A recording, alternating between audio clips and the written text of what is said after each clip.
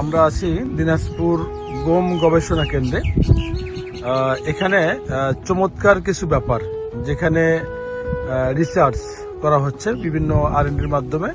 একই জিনিস প্রজেক্ট আকারে উপস্থাপন করা হয়েছে। আমি প্রথমে আগে সাইনবোর্ডটাতেই কি কি প্রজেক্ট করা হয়েছে, কতটুকু জমির প্লট করা হয়েছে, যে আপনার 2 মিটার বাই 3 মিটার প্লট করা হয়েছে। আর এই প্লটের ডেট টাইম হচ্ছে আপনার 30 নভেম্বর 2025 করা হয়েছে। সেক্ষেত্রে আমাদের সাথে আছেন আমাদের সম্মানিত কৃষিবিদ জনাব মোমিন ইসলাম মোনায়েম স্যার আছেন।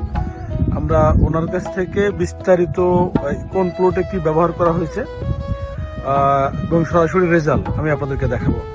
যে আমরা চলে আসছি আমাদের সম্মানিত কৃষিবিদ জনাব মোমিন ইসলাম মোনায়েম স্যারের কাছে। আসসালামু আলাইকুম। অ্যাকচুয়ালি এখানে বাংলাদেশের ফিউচারের অ্যাডভান্স কিছু কাজকর্ম নিয়ে রিসার্চ চলতেছে।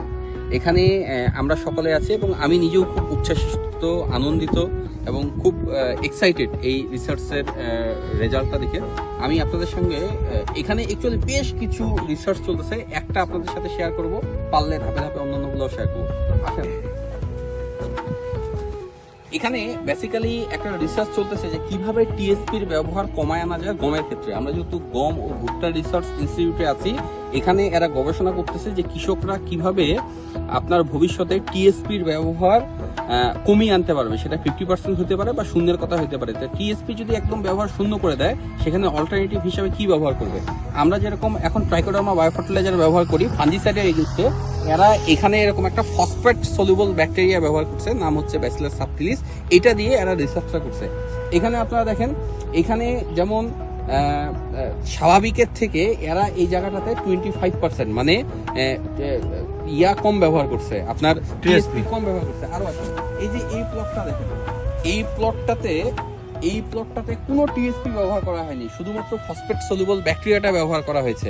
আবার পিছনের প্লটগুলোতে দেখতে পাবেন কোনোটাতে ফসফেট সলিউবল ব্যাকটেরিয়ার সঙ্গে 25% ব্যবহার করা হয়েছে, কোনোটাতে 50% ব্যবহার করা হয়েছে, কোনোটাতে একবারই ব্যবহার করা হয়নি। কিন্তু এখন রেজাল্টটা বলি, আপাত দৃষ্টিতে আমাদের কাছে যেটুকু মনে হচ্ছে, এখানে আমরা তিনজন লোক আছি, আমাদের কাছে যেটা মনে হয় যে টিএসপির ব্যবহার অর্ধেক কমায় আনার পরও শুধুমাত্র এই যে bacillus subtilis phosphate soluble bacteria ব্যবহার করে, আপনাদের কাছে কি মনে হয় কোনো পার্থক্য দেখতে পাচ্ছেন? না, কোনো পার্থক্য দেখতে পাচ্ছেন? হ্যাঁ, তো এগুলোই হচ্ছে, মানে যদি এই ব্যাকটেরিয়াটা সাকসেসফুলি বাংলাদেশে সাস্টেইন করে যায়, তাহলে কিন্তু দেখা যাবে যে বাংলাদেশের এখন যে টিএসপির ব্যবহার, এর 50% টিএসপির ব্যবহার কমে যাবে। আমরা জানি যে টিএসপিটা কিন্তু সম্পূর্ণরূপে আমরা বাহির থেকে ইম্পোর্ট করে আনি এবং সরকার ভর্তুকি দেয়। এখানে যদি টিএসপির অল্টারনেটিভ হিসেবে বায়োফার্টিলাইজার ইন্ট্রোডিউস হয়, তাহলে চিন্তা করেন দেশে কত হাজার কোটি টাকা সেভ হবে। তার থেকে বড় কথা, এইগুলো কিন্তু ভবিষ্যতে মেড ইন বাংলাদেশ হবে ইনশাল্লাহ। আমরা এখন যেরকম প্রোবায়োটিক মেড ইন বাংলাদেশ করছি, এগুলো শুরু হচ্ছে। এই ব্যাসিলাস সাবটিলিসের প্রচলন হয়তো বা বাংলাদেশে খুব কম, কিন্তু আমরা এর আগেও আরো একটা প্রতিষ্ঠানে গিয়েছিলাম, সেখানেও এই ফসফেট সলিউবল ব্যাকটেরিয়ার ব্যবহার শুরু হয়েছে। তো এটা হচ্ছে এই ফসফেট সলিউবল ব্যাকটেরিয়া নিয়ে একটা ছোট্ট ডকুমেন্টারি আপনাদের সাথে শেয়ার করতে পারে আনন্দিত। আসসালামু আলাইকুম।